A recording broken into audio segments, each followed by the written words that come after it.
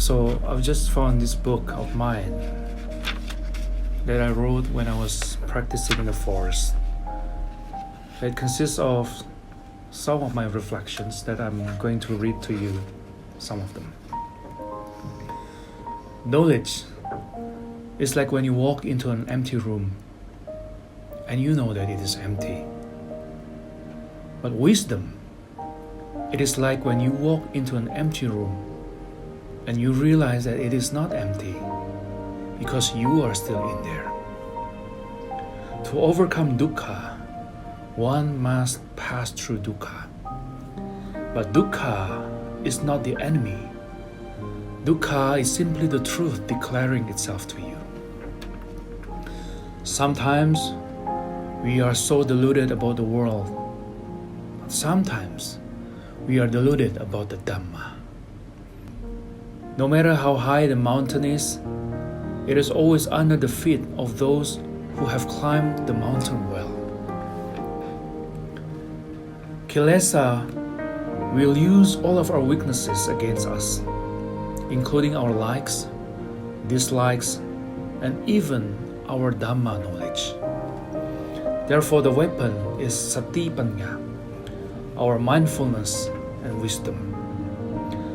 My purpose right now is to build sati, to build a home for the mind to stay and for the Dhamma to stay in my heart.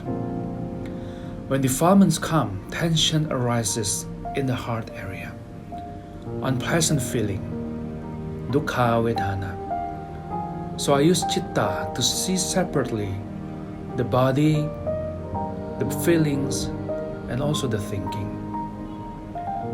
If it is very strong, I stay with the unpleasant feeling in the body and in feelings, and see very deeply the true nature of anicca, dukkha, and anatta. If it still doesn't work, then I recall the good deeds that I have done that brings happiness back to the mind. And if it's still there, I bring the mind back to Buddha.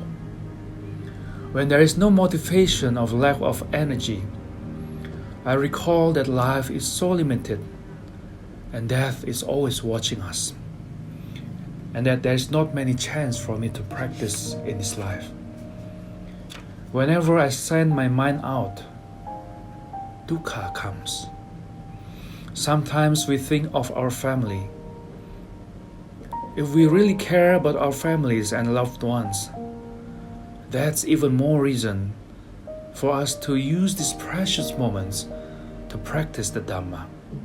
How can we make our family happy if we still have defilements in our mind?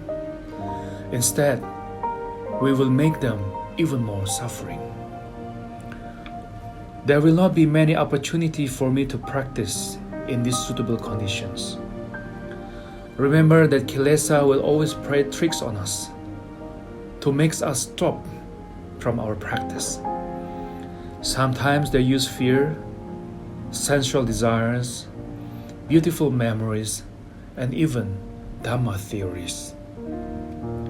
What plants out there and the trees in the forest don't need to be taken care, and they will grow wildly, same as our negative thoughts.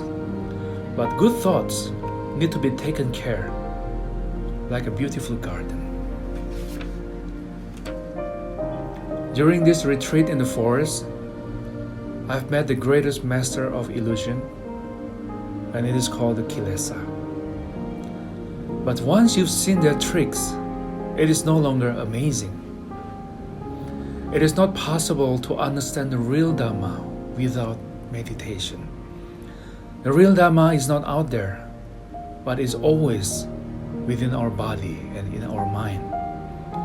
Meditation is developing our mind to see and understand within ourselves where the Kilesa is and also where the Dhamma is. When we understand Kilesa, we understand the Dhamma.